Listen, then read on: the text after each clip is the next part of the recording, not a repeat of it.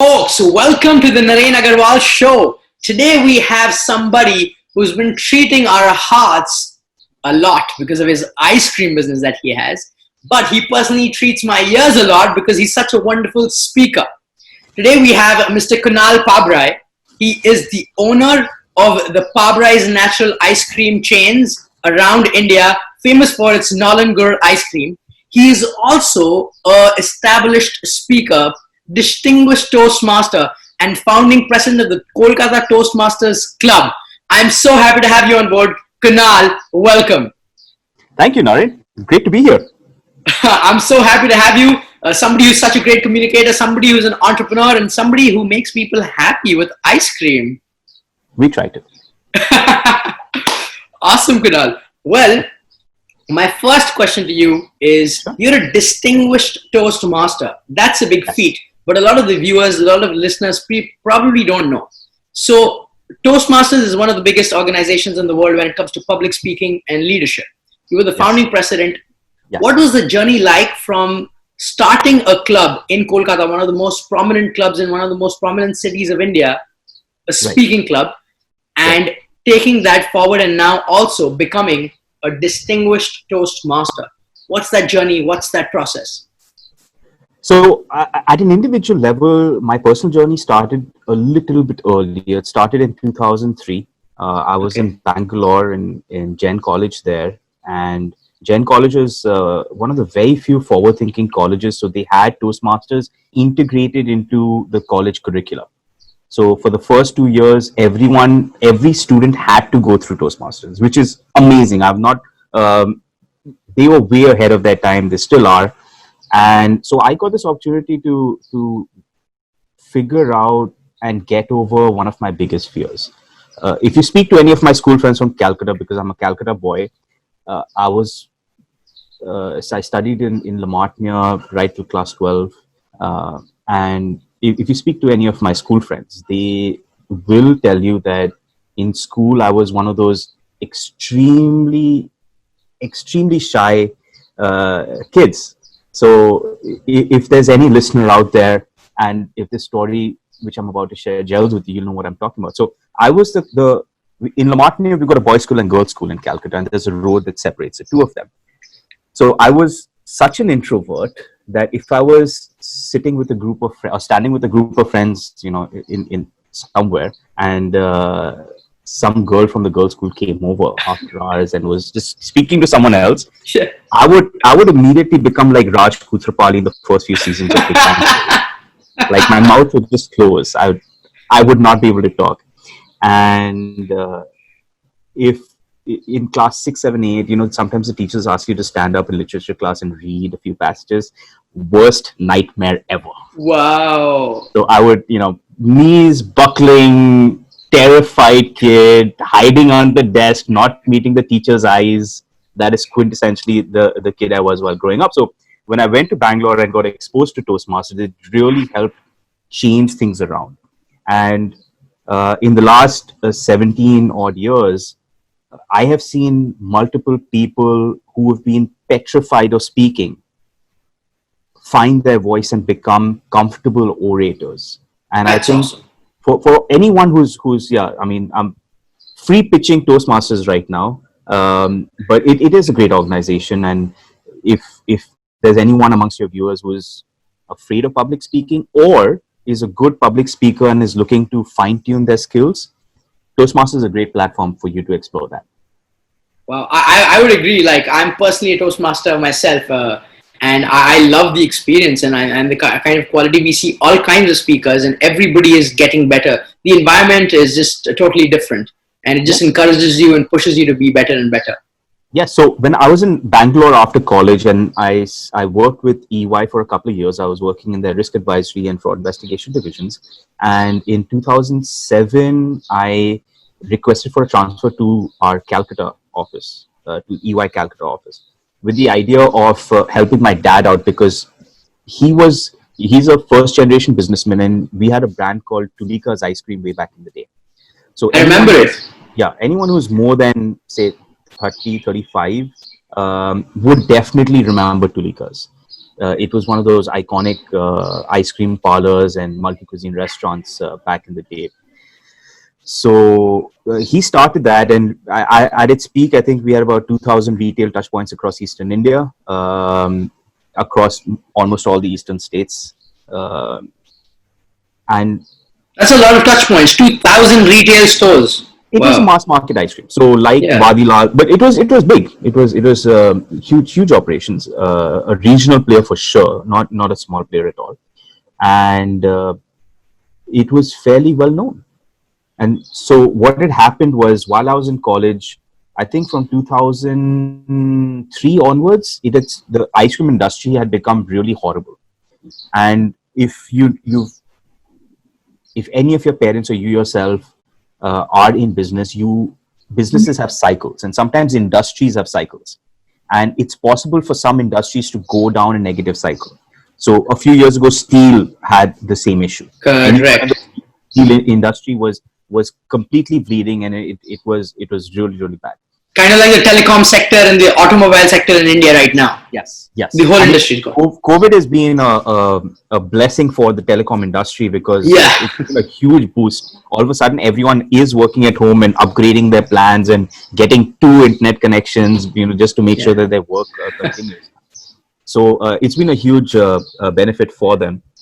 You know how much of a benefit it's been, because they stopped discounting their plans. Otherwise, last year, every 3 months, I would try to revise a plan because you get more data at a cheaper price. Yes. Pro tip right there. I tried doing that last month, and so we stopped doing that now. Now it's more expensive. So you stay in that plan which you're at, and you'd be fine. So in 2007, I came from Bangalore to Calcutta, and I was working in the EY office there. And at 6 p.m. every day, I would leave, and from 6 p.m. to 11 p.m. I'd be with Dad in his office, trying to figure out what we could do with the business. And it is during that time that I tried to understand what the problems were, and also what our strengths were, what our weaknesses were. And the whole concept of Pabrai's Fresh and Natural sort of got created there. In your dad's office from 6 p.m. to 11 p.m. Most days, yeah. One of the things I did was a SWOT analysis, which is basically you figure out your strengths, weaknesses, opportunities, and threats. And with that, we kind of figured out that we weren't playing to our strengths. We were fighting for our weaknesses, and so we weren't being the most efficient that we could be, just by virtue of our positioning in the market. So we sort of repositioned ourselves and test marketed this new brand. And around the same time, we had like this whole trade union problem in the factory, and the Tulikas itself was really struggling. And for the previous few years, it was a loss-making entity. I don't know how my father ran it for about 4 or 5 years as a loss-making company, but he did. And so there was this one incident that happened in the factory with some trade union staff and my assistant factory manager, and we put our hands up and said, we're not doing this. So we shut the factory down immediately and laid off all the workers, paid their gratuity. Fun fact for all the first generation entrepreneurs out there, especially those who are entering into business, gratuity and statutory dues are something which you need to make provisions for, because if at any point of time you shut shop, those are things which are going to continue to be your personal liability, irrespective of how you structure the business. So if it's a company and you're a director, it'll still come to you. So the gratuity and statutory dues is something that we had to still figure out the funding for, even after we shut the business. Wow, that's a huge cost with so many workers. It was fairly challenging. We had to borrow from relatives and figure out how to pay all that off. It was very difficult. So we shut shop, and then a few months later, 2 months later, we came across a sick unit, another smaller ice cream factory, where the owner was really unwell, and he had just a couple of staff there who were doing whatever they felt like doing and surviving. Basically, or selling some ice creams to stay afloat and survive, get a little funds for their family. So we took that over, we refurbished it, and I think if I look back now, um, we put in probably just 2-3 lakh rupees to refurbish that factory, and we took it on long term lease from him, and that's how we started.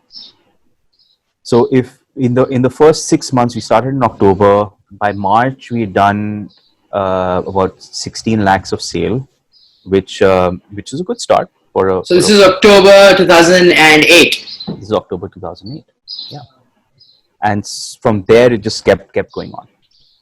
So it's been a wild journey, because we started off from scratch, new factory, new trade license. We just had the experience of my father, and we also kept a couple of his older employees who've been with him for a very, very long time, who were not part of the whole trade union nonsense, and we started shop. I mean, me and my younger brother would pack the ice creams in thermocol boxes and put them in cars and drive them ourselves and deliver them to all the locations that we had to deliver them. I have been behind a kiosk and done full shifts, like 12, 13, 14 hour shifts, standing and pitching and selling ice creams, which has been crazy. I've selling is something that I think everyone should learn how to do. I think everyone is terrified of doing it. The best of the best are entrepreneurs are usually a little nervous about marketing, but marketing and selling are two things that you really should try. It's a skill that you should develop. I thought I was doing a good job there. I got a few job offers while I was there. This one gentleman who was walking by, this is in a mall. I managed to convince him to taste the ice creams, and then he bought the ice creams, and then he walked away, and then he came back and he said, I liked your grit. I like the way you stopped us and pitched the product and your knowledge, and this is my card, and I'll give you a job at double the rate you're getting here. You should call me. And I told him I can't do that. He said, why can't you do that? I'm giving you this offer. It's a real offer. It's not fake. So I said, no, I own this company. So if I don't do it, then no one else is gonna. So he laughed about it, and it was fun. So you should sell. The first again, if there are new entrepreneurs, people who just started or who are thinking about starting a business, it's important to know that the first 6 months, 1 year, 2 years, you're not going to see any money. You're basically going to be reinvesting. So one of the biggest challenges people who are salaried have when they're shifting from being a salaried person to being an entrepreneur is the difficulty of assured monthly income. So everyone doesn't want to get rid. So if you're earning X, let's say you're earning 100 units, right?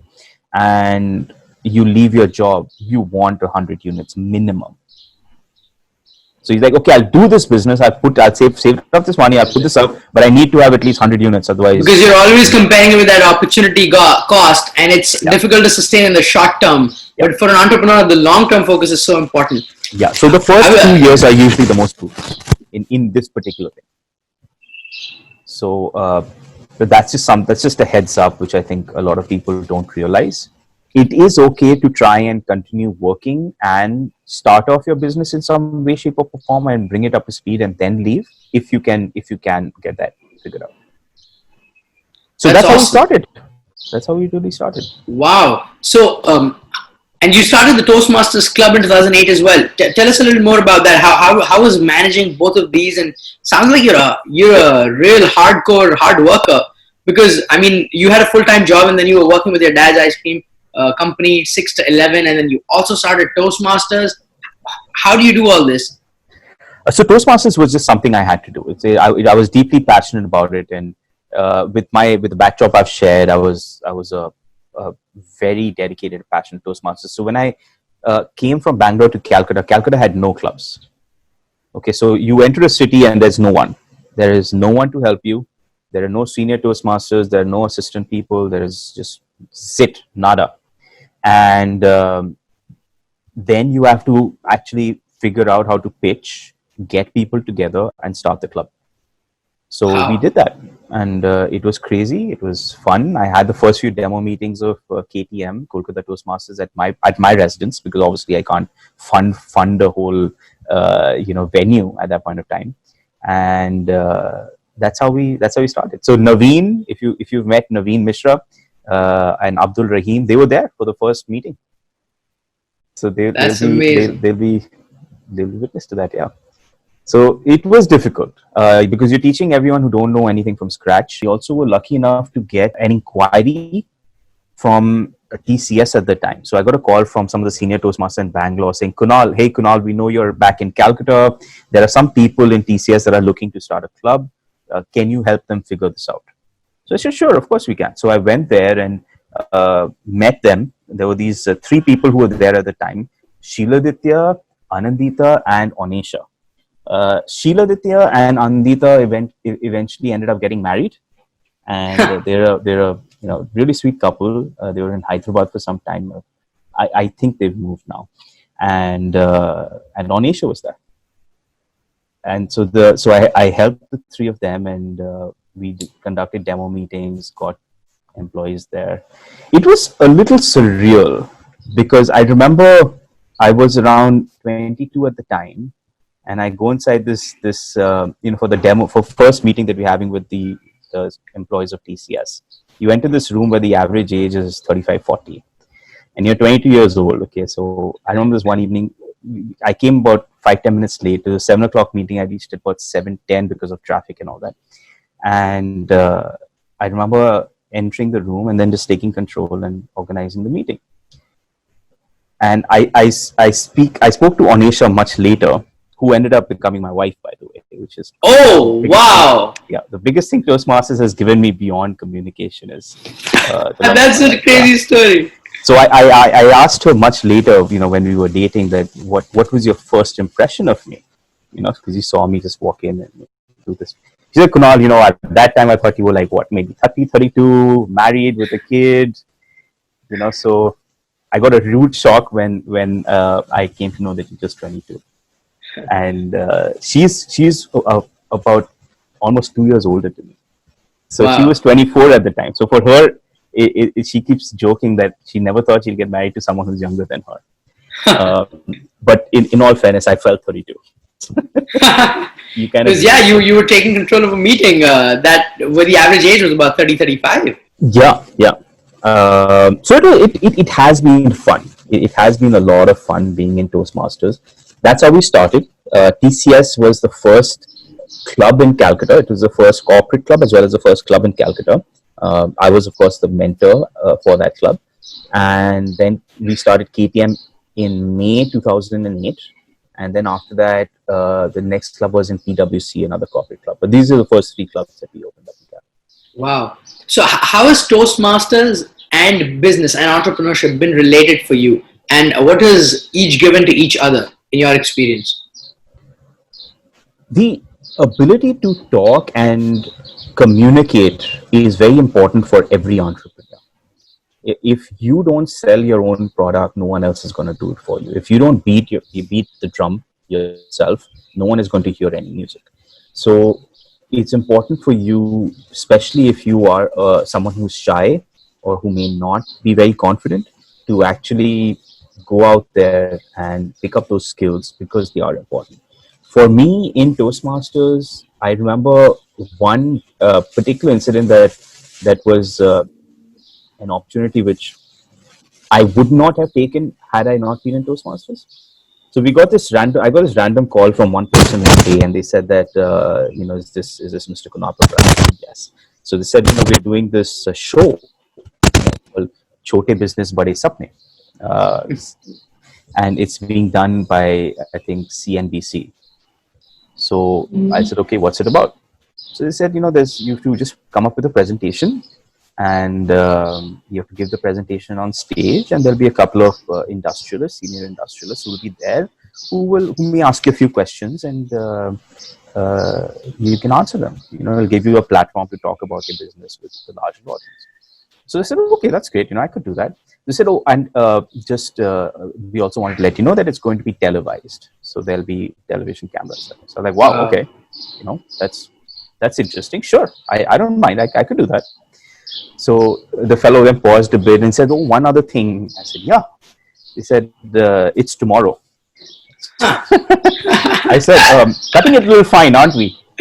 So he said, yeah, I don't know what happened, but there are a couple of people who backed out because they couldn't make it. And I've been making calls to everyone and no one seems to be interested. When I tell them about coming up on stage, they suddenly become very busy. And it's you're the first person I'm speaking to who's actually so comfortable about doing it. So thank you so much. And, if you're okay with it, then we'll see you. So I said, sure, done. And so that was an opportunity which I would not have taken advantage of. I did give the presentation and I was amongst the better presenters over there. Obviously, thanks to Toastmasters. You get to show off a bit. But it was fun. And wow.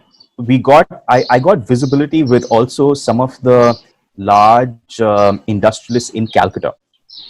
And today, that industrialist who's got a collection of restaurants as well, they're all taking from us. So we've got about 10, 12 restaurants in Calcutta, all different brands that are taking from us. And I don't know how much of an impact that was because of the presentation I gave earlier. Wow, that's powerful. I think you bring up a really interesting point.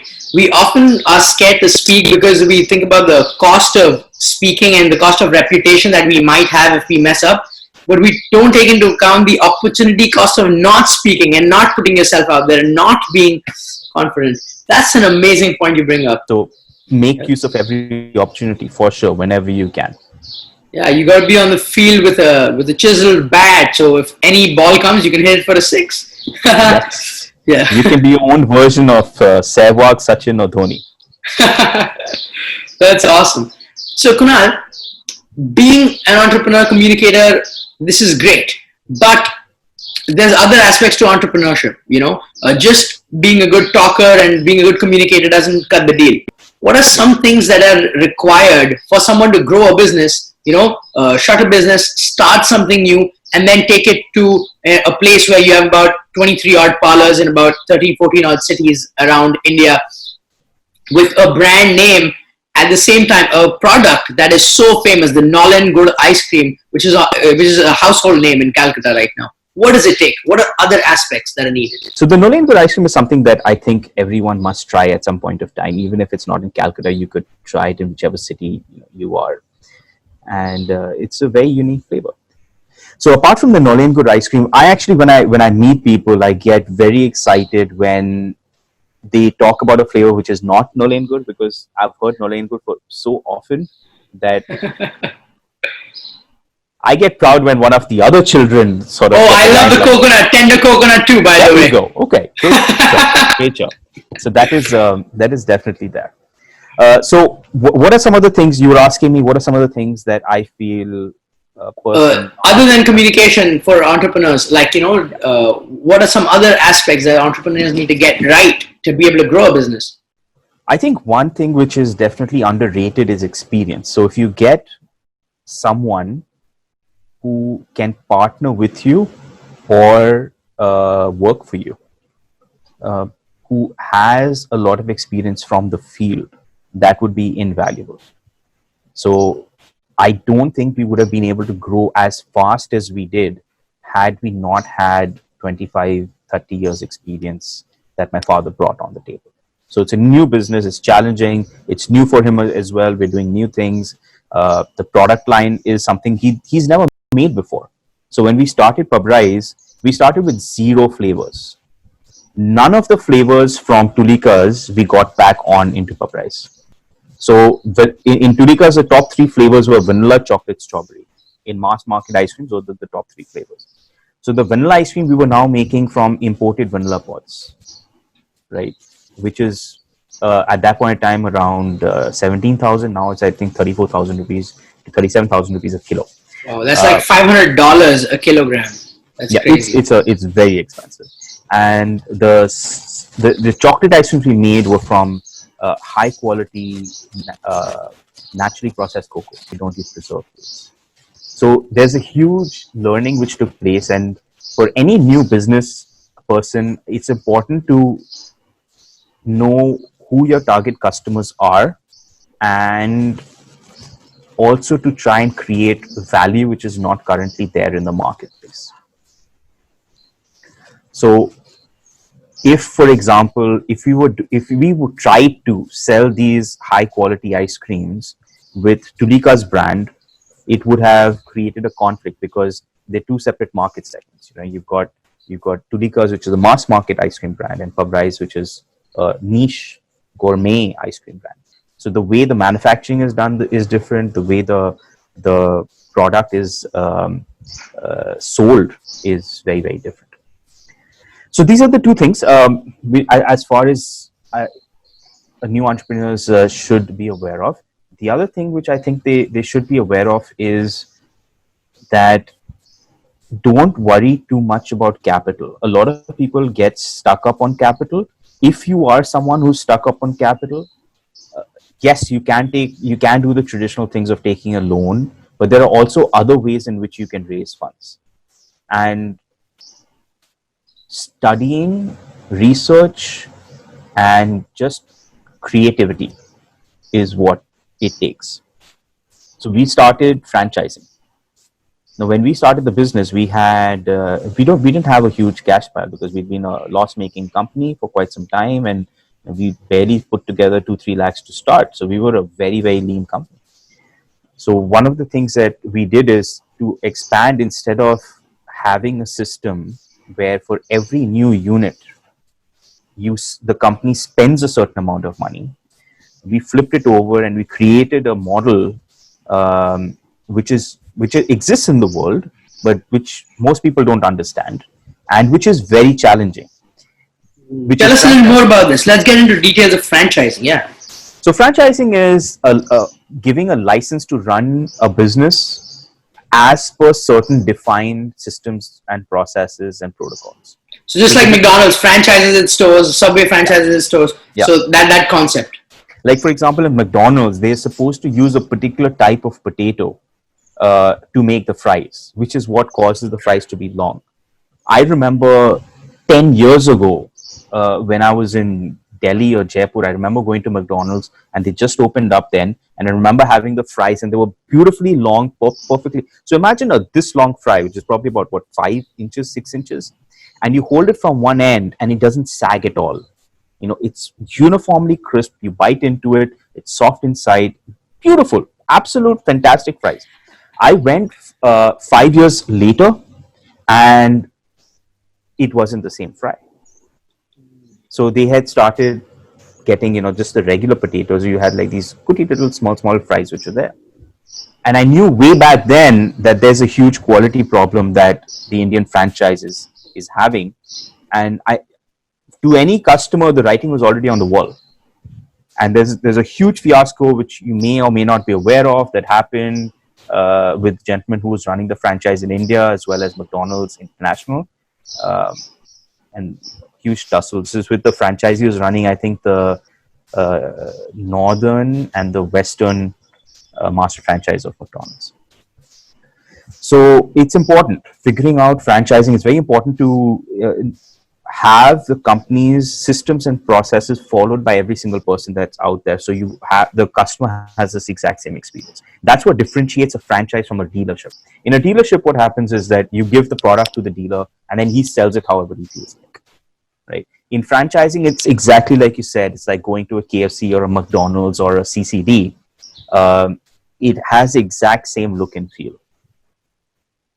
So that uniqueness, the standardization is what's different. And you can either do that with your own parlors or with your own restaurants or with franchise restaurants. So the companies or the people that you franchise your restaurant to, who makes the ice cream? Is it them who makes the ice cream and you give them the systems and processes, or is it you send certain ingredients and then how does that work? So for every brand, for every type of company, it is different. For us, quality was a huge problem. And so the manufacturing is central. So we manufacture it only in Calcutta and we send it across the country. And So there are challenges which we had to mitigate. We had to figure out how to do what I call guerrilla logistics, where it should be, we had to create a system where if one person was opening a store anywhere in the country, he should be able to run that store profitably. There shouldn't be like a minimum threshold of say 5 counters to make that location viable. So reworking the entire business model to factor that in and create that, it's been quite an experience. See, that's very powerful when you say that. I want to add that you really cared about, okay, the person who is getting your franchise store, that they should be able to run it profitably, and in some way you put their value proposition in your head, because I feel like a lot of business owners, they don't really care about the partnership, and their franchise owners value proposition in many ways, and that's why they fail, because if it's not viable for them, they will not open your franchise. So it's a win-win situation. So if you're a good franchisor, then you need to take care of your franchisee. If you think of them to be future additional unit owners, so the cost of acquiring a new franchisee is a significant amount. I mean, out of ballpark estimate, out of maybe 100 inquiries, you might have 10 people who will express interest, and one out of them who will actually finalize, right? So to go from say 10 to 20 units, it's much more easier if you have those same 10 people open second counters. So it makes sense for you to try to make sure that they're profitable. Wow. This is not easy though, and not all retail is a difficult proposition. So if you look, a lot of people, when the average Joe that looks at a brand from outside, so you're sitting at home or you're sitting in Calcutta and you think about say Pizza Hut, right? The first Pizza Hut that opened up in Calcutta was in 22 Kamak Street. Everyone remembers it. It's great. We love it. Fantastic. A couple of years ago, Pizza Hut decided to open in Park Street, where the current Nexa showroom is, like right in the corner, diagonally opposite what is now Nature's Basket. And they opened this large 3,000 square foot restaurant, right? Beautifully done, great interiors, a cafe section, and it was just phenomenal. Completely flopped. In 5 months, they shut shop. Why? Right? There are a lot of metrics that go on to making a successful brand. And if that was not Pizza Hut, and if that was an independent person, people would say all kinds of things about that person's business skills. But the ground reality is that whenever any brand, whether it's new or old, opens up, there are 100 things that could go wrong. And it's getting all those 100 right is the nature of the game, right? It's only if you get all of those things right, do you have a chance of possibly succeeding? And that's where franchising really helps instead of going out on your own, because you have a mentor, hopefully a good mentor, who will be able to advise you on exactly what the pitfalls are, which you need to be aware of, what are the areas you need to focus on, and stick to them. So that is both a huge challenge in franchising, because you have to get people to follow systems, but at the same time, it's much better than doing it yourself independently.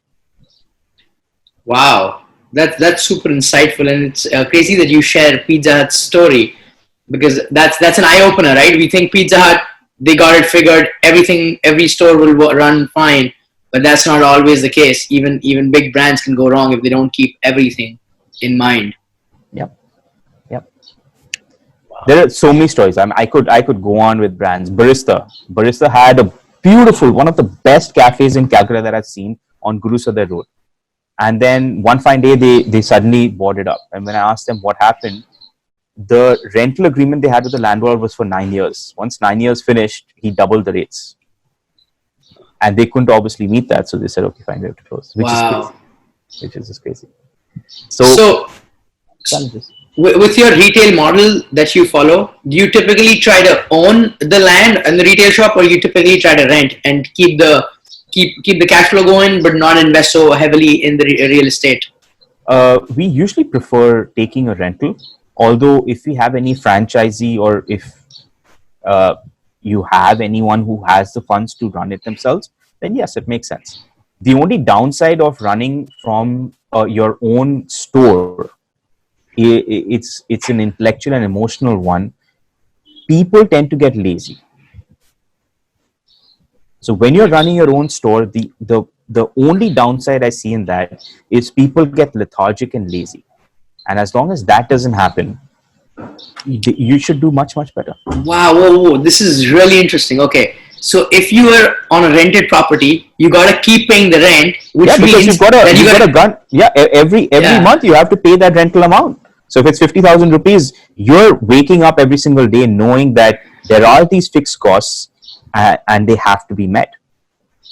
And so you've got someone kicking your bum every single day, saying, "Hey, you better perform, or Tata bye bye next month," right? yeah. But if you're running your own property and your expenses are that much lower, and you're making a lot of money, you can step back and say, it's okay, I don't put that much effort in. And those are usually the signs where it suddenly starts going down. And I've seen uh, two separate locations of ours, which were franchisee run, where they owned the property, and out of sheer negligence, they lost all their customers. It is the most inexplicable thing I have seen. That's very interesting. That's such an interesting point. And these are people who are not it's not like they're uneducated or they're not business people, right? One person was an IIT IM grad, which is crazy. He's a banker, and he couldn't figure shit out. And the other is a person who is a jeweler, right? So they're making a lot of money, and he's running a business successfully, a challenging business. Being in jewelry tile is not easy. But despite both of these things, it's just sheer negligence, that and not adhering to those small KPIs which are unique to our industry or maybe our brand, which can be a downside. Wow. What does it take to keep all these different franchise owners motivated and make sure they're performing all the time? And what kind of communication is needed for that? What kind of business setup, or what kind of processes are needed for that? So motivation usually will flow themselves because they're putting in the money, right? It's not something. So when you're putting your own money, yeah, you're motivated. Yeah. You don't want it to fail. The only thing that we have to be careful of is that one is that they follow the systems the way they're supposed to be, the way it's supposed to be followed. I think 70-80% of the time when any of our franchisees have failed, and a lot of them fail, it's not easy. It is remarkable how the smallest things have resulted in failure. For example, I had one franchisee who was making a lot of money. He was running profitably. He was, earning lakhs every month, right? And he decided that he wanted to increase his profit margin. So we have a higher profit margin in scoop sales, right? Because they scoop it and you're taking a bulk pack and scooping it and selling it. And we also have the other SKU we have is a 500 ml take home pack, right? Which is like a brick. And the pre-packed containers, so those 500 ml take home packs, because they're pre-packed, the margin for them is less, because it's a whole container. So what he decided was, he said, okay, I'm not going to sell these take home packs. I'm just going to sell scoops and force customers to buy scoops. And he didn't tell us, he just did this.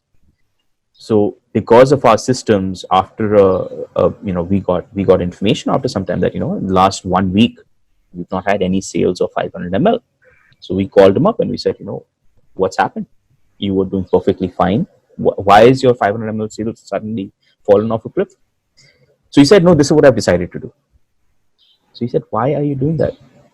She said, no, this is what I've decided to do, and I'm going to do that. So we kept telling him and telling him that, no, it's against company policy. It's a bad idea. sharing with him like a holistic view of why that is not the correct way to do things. But he refused to listen. And sure enough, he started losing customers. And within 6 months, he wound up. Whoa, that's crazy. That Just a small different. Yeah. Yeah. Wow. There are The small things that make the big difference, huh? They do. And as a customer, okay, let me ask you this: have you been to any CCD or Domino's, Yes. like for in-person pickup, or sitting down and Yes. having a coffee over there? Yes. Which one would you like to take, CCD or Domino's? CCD. Okay, so when you went to CCD and you went there last, did you pay by cash or card? I think we paid by cash the last time we went there. When you paid by cash, did they ask you for change? No. You're lucky. More often than not, if you're paying by cash in a lot of retail establishments, the cashier will ask you that, sir, do you have 10 rupees change? Sir, do you have 12 rupees change? Sir, we don't have change now. Can you go and get change? You're right. That's so irritating for me as a consumer who's going into a retail store. Absolutely. And it's something that exists. Almost all the retail stores do it. And it's something that bugs the average customer. Now, what if there was an F&B parlor or restaurant where you went there, and let's say parlor, either cafe or a parlor, and they never asked you for change.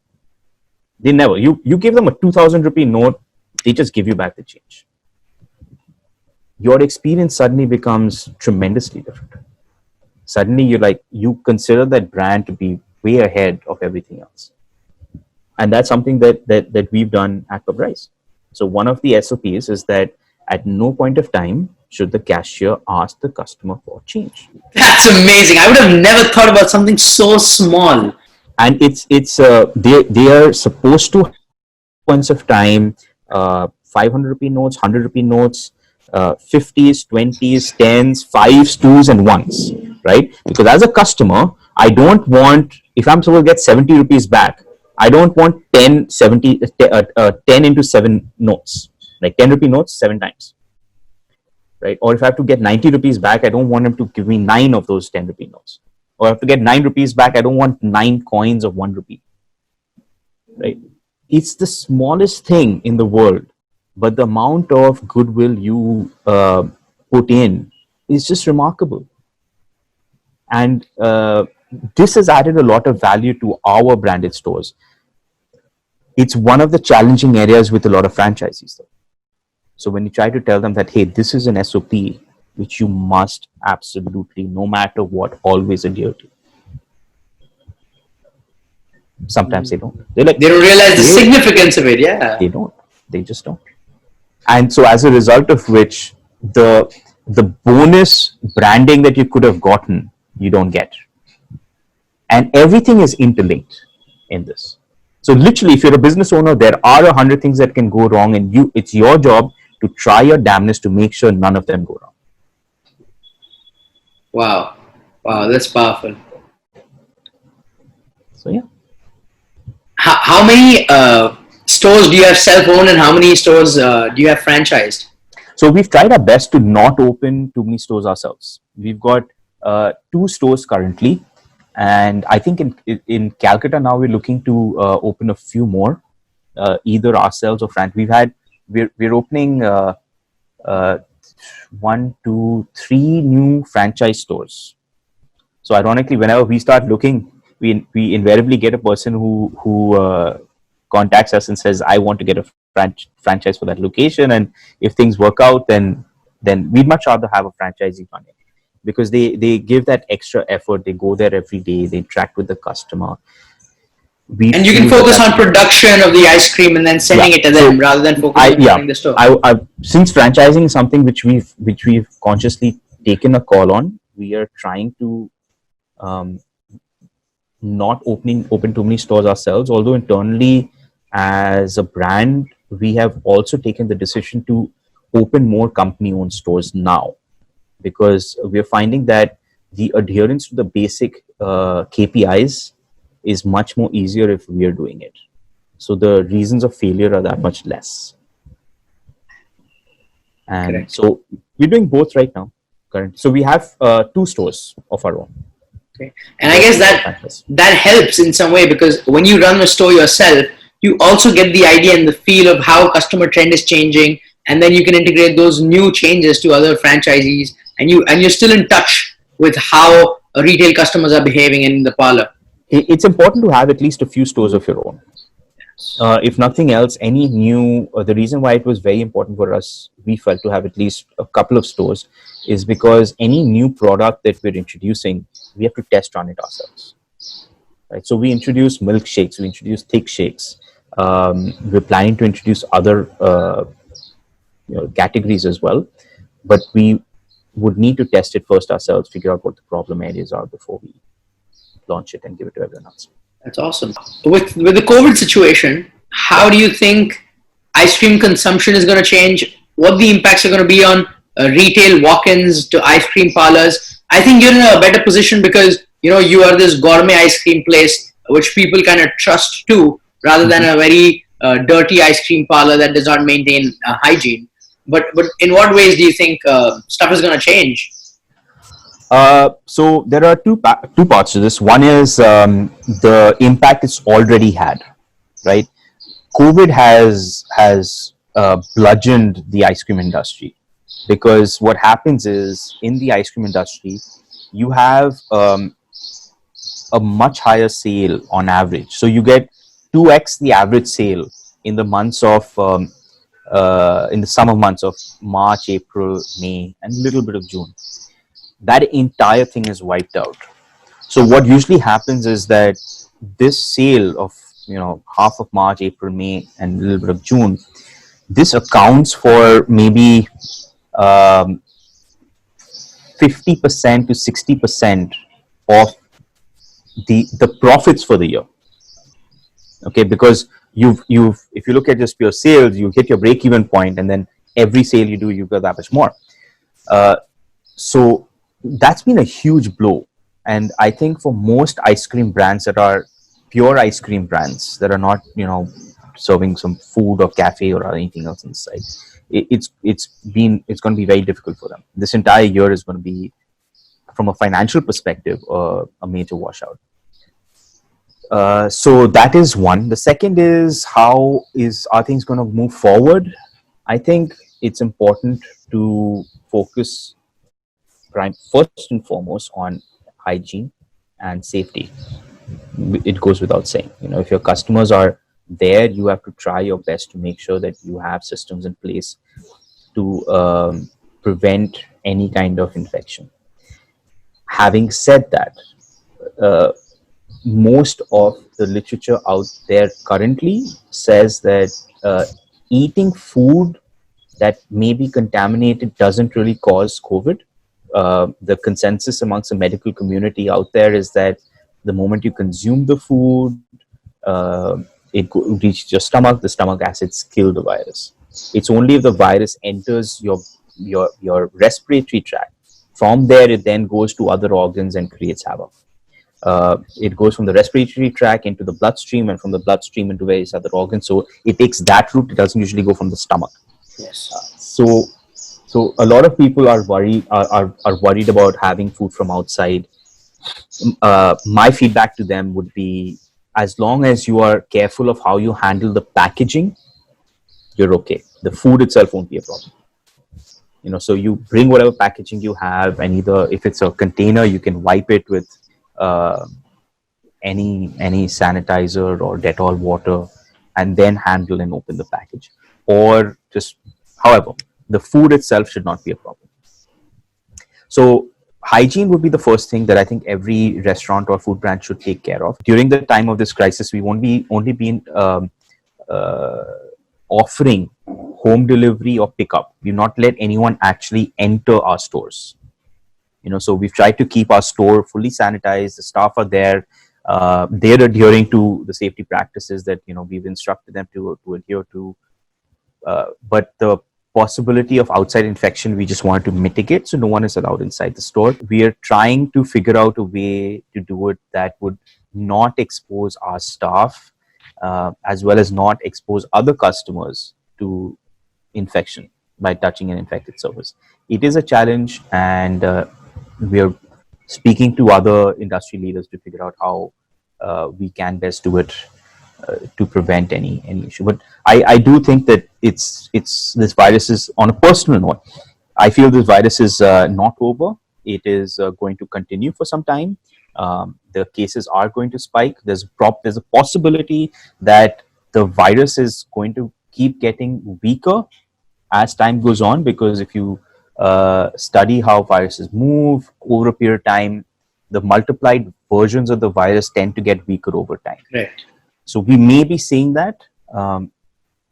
Although if a person is got other morbidities, he's got other diseases, even that small virus can kick a mean punch. Correct. So that's where we are. Okay. So the question I have for you now is, what do you think about trade unions? Should countries allow unionization? Because I know some countries don't allow unionization, and that's very good for business, but some countries are very pro-unionization. What's your opinion? The reason I ask you is because you have faced some trouble with unions in the past, and I'm wondering what your opinion about unions are. I think that personally, I'm against trade unionism. I am a capitalist. I believe in running a free market capitalist society. If a particular worker is working somewhere and they're not happy with the terms they're getting, they can change and go to any other company they want. They don't have to stick to a company that's not taking care of them. My view is that in today's day and age, one of the biggest challenges that almost all companies have is retaining talent. So, given the market situation today, I don't see trade unions as a problem. Trade unions were great when we were a capitalist society, which was not taking care of its workers at all, and that's really how trade unions were born. But in today's day and age, I don't really see that as an issue.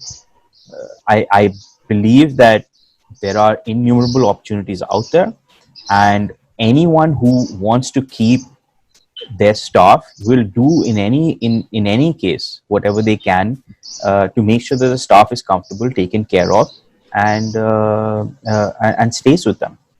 I know any business leader will tell you that the efficiency that a staff gets, no matter what department in a company they're working in, the efficiency they get after working for 1 or 2 years is 2 to 3 times that of a newbie. So again, it's in the company's own interest to have people who have been there for a longer period of time, because they can do the same work much more faster. If you have a high turnover where people keep joining and leaving, the learning cycle is that much more, and that creates more problems for the business. So I personally, I don't like trade unions. I don't think there's a value to them in today's day and age. And markets will change, businesses will change. I am very curious about one thing about people and companies suddenly realizing that the sovereign individual can allocate his hours across multiple companies if they choose. So if I, for example, as a sovereign individual were to say work for 10 hours in any given company, and then after that, if I had 2 hours free, early in the morning, late at night, I could use that time to gain additional revenue. It's like in the olden days, people would have 2 jobs. Like in the US, they have multiple jobs.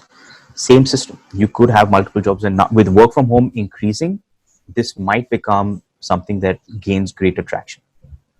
Yes. That's a very insightful answer, I would say, because I never thought about how the challenge for a lot of business now is actually retaining talent. So that's a very interesting answer that you gave. Thank you for that. The next challenging question I have for you, Kunal, is some people say ice cream is really unhealthy. Let's ban ice cream. Let's stop ice cream. Sugar is a new epidemic. what do you say to them?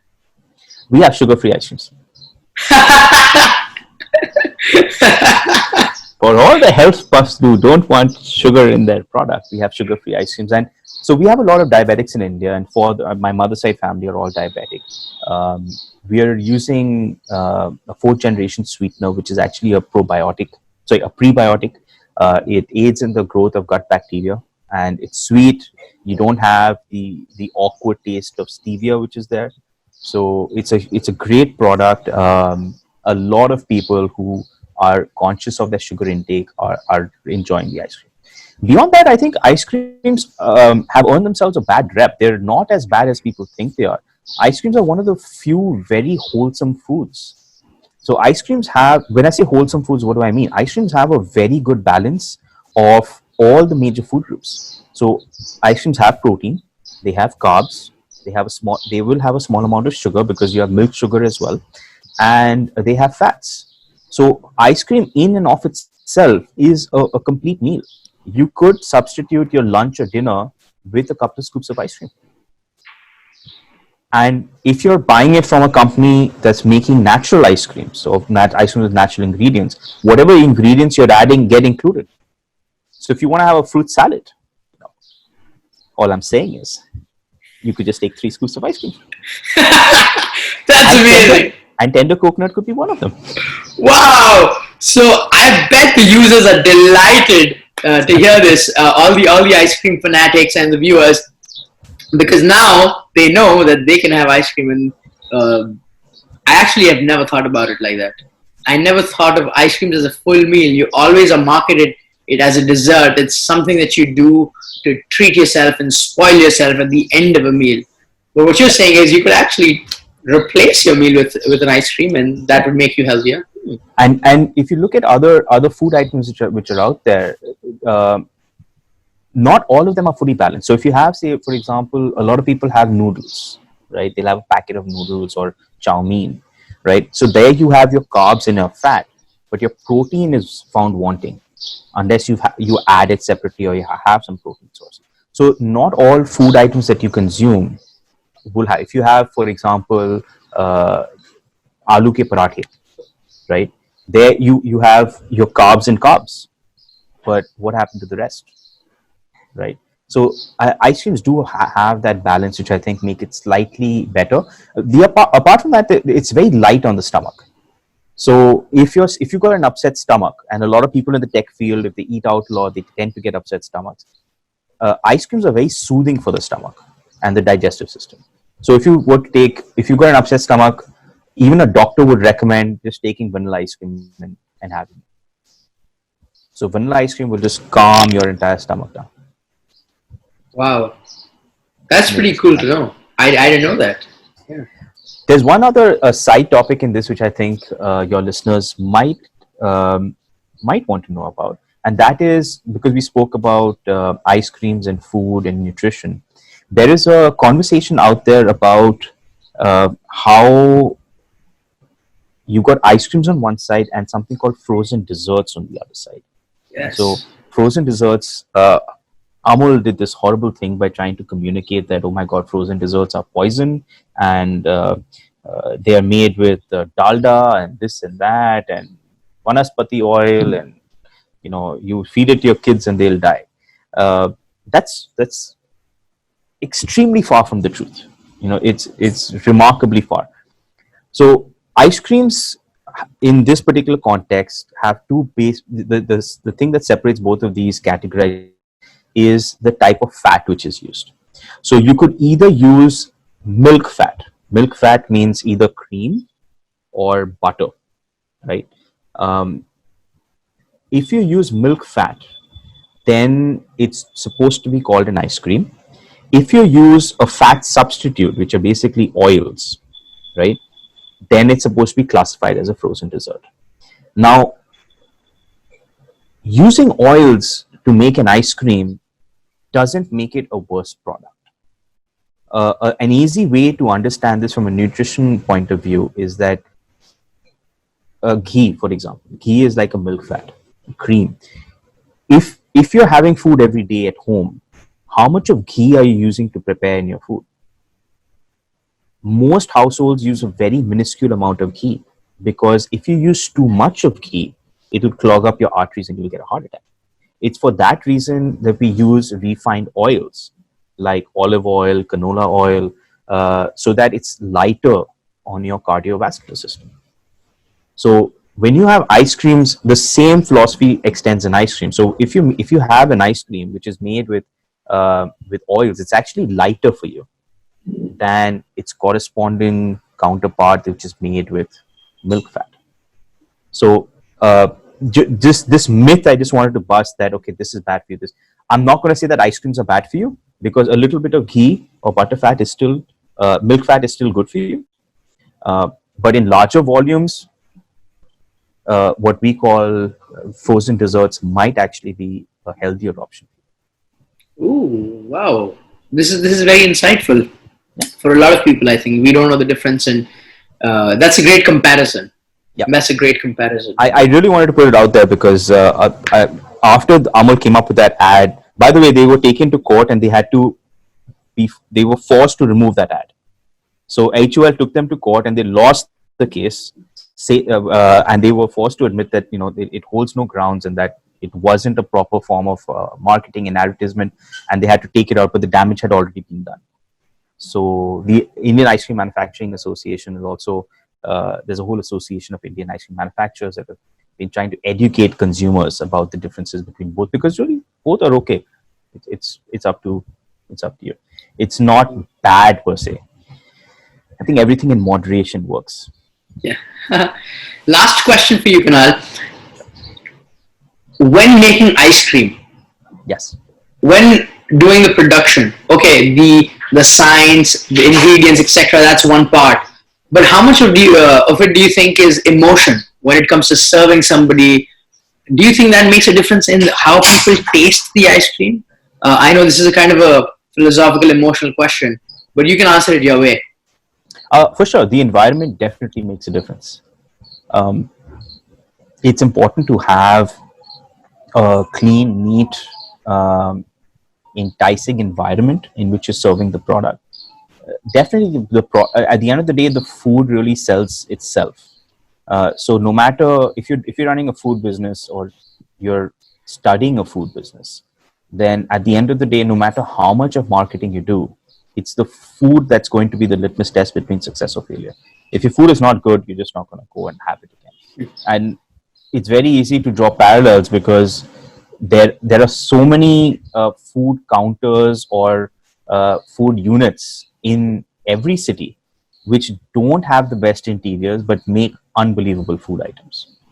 So if you go to Indian sweetmeat shops, where you've got Bengali sweets, or if you go to any roadside stall which is either selling puchkas or something else, the environment is not the best, but the product is that fantastic.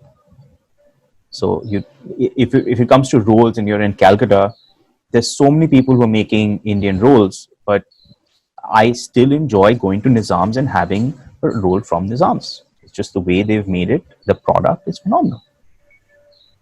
So at the end of the day, it does make a difference. The food is the